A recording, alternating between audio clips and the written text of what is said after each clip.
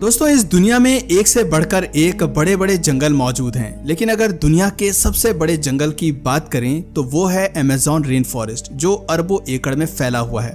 ये जंगल इतना विशाल है कि इस जंगल में घुसने के बाद अगर कोई रास्ता भटक जाए तो फिर बाहर निकलना नामुमकिन हो जाता है।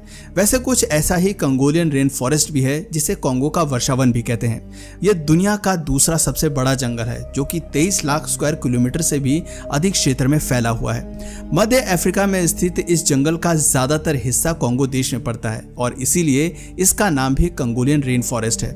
रेन फॉरेस्ट इसलिए क्योंकि यहाँ अधिकतर समय बारिश होती रहती है, जिस वजह से इस जंगल का 90% हिस्सा इतना घना है कि यहाँ सूर्य की रोशनी जमीन तक नहीं पहुँच पाती है।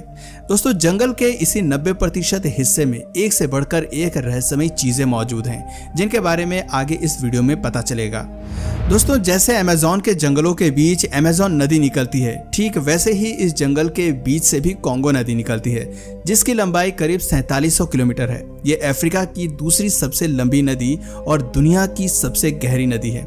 इस जंगल की एक और खास बात यह है कि यहाँ पेड़ पौधों की 11,000 से भी अधिक स्पीशीज मौजूद हैं और इनमें से 1,000 तो ऐसे पेड़ पौधे हैं जो सिर्फ इसी जंगल में उगते हैं। दोस्तों, ये जंगल कितना खतरनाक है, इसका अंदाजा आप इस बात से लगा सकते हैं कि यहाँ 2000 से भी अधिक तरह के जीवों की स्पीशीज पाई जाती है। इसके अलावा ये जंगल 1000 से भी अधिक तरह के चिड़ियों का घर है। यहाँ ऐसे ऐसे खतरनाक जीव जंतु रहते हैं कि अगर कोई इंसान गलती से भी यहाँ पहुंच जाए तो फिर उनका बचना लगभग नामुमकिन है। साल 1959 की बात है, जब बेल्जियम एयरफोर्स के कर्नल रेमी वैन लेडे अपने साथियों के साथ कांगो जंगल के ऊपर से उड़ान भर रहे थे, तभी उन्होंने नीचे कुछ ऐसा देखा जो उनकी सोच से भी परे था।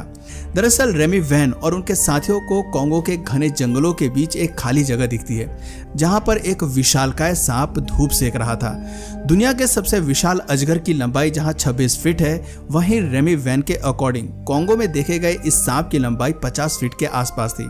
उस सांप को और करीब से देखने के लिए जब रेमी वैन का हेलीकॉप्टर उस सांप के चारों तरफ चक्कर लगाने लगा, तो उस सांप ने अपने शरीर को 3 फीट तक हवा में ऊपर उठा लिया। अगर उनका हेलीकॉप्टर थोड़ा और नीचे जाता तो शायद सांप अपने शरीर को और ऊंचा उठाकर हेलीकॉप्टर पर अटैक कर सकता था। सांप के इस एग्रेसिव बिहेवियर को देखकर रेमी वैन और उनके साथी उस वक्त काफी ज्यादा डर गए और इसीलिए उन्होंने दूर से ही सांप की एक पिक्चर क्लिक कर ली।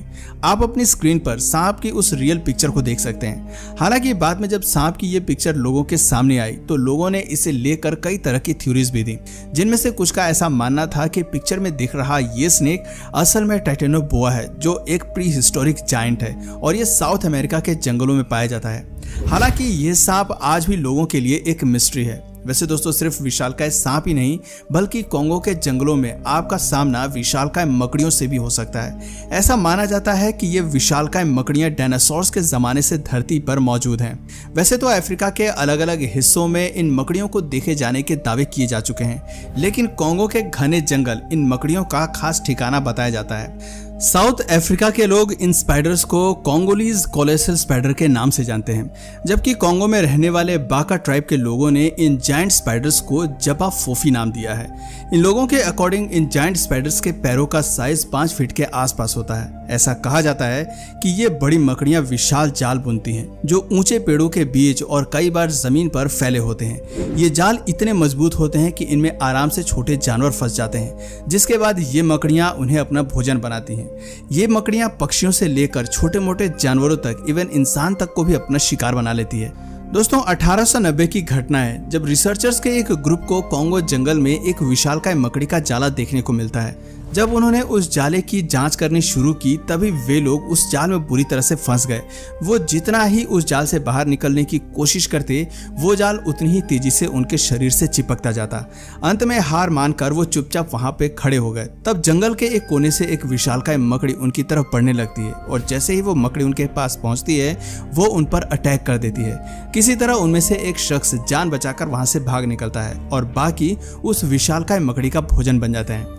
दोस्तों, विशालकाय सांप और खतरनाक मकड़ी के बारे में जानने के बाद अगर आपको ऐसा लग रहा है कि कांगो जंगल सिर्फ खतरनाक जीवों का घर है, तो ऐसा हरगिज नहीं है। यहाँ पे कुछ ऐसी चीजें भी पाई जाती हैं जिसे पाना हर किसी का सपना होता है। मैं बात कर रहा हूँ गोल्ड की। जी हाँ, आपने बिल्कुल सही सुना।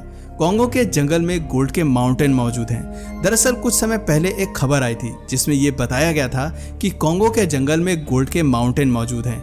हालांकि इस खबर के सामने आने के कुछ समय बाद एक फुटेज वायरल हुआ था जिसमें कॉन्गो के स्थानीय लोगों को फावड़ा कुल्हाड़ी लेकर पहाड़ की खुदाई करते हुए देखा गया।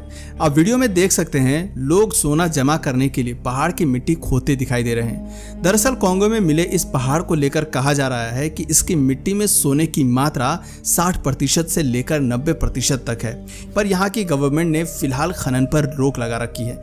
आपको बता दें कॉन्गो नेचुरल रिसोर्सेज के तौर पर काफी समृद्ध जगह है।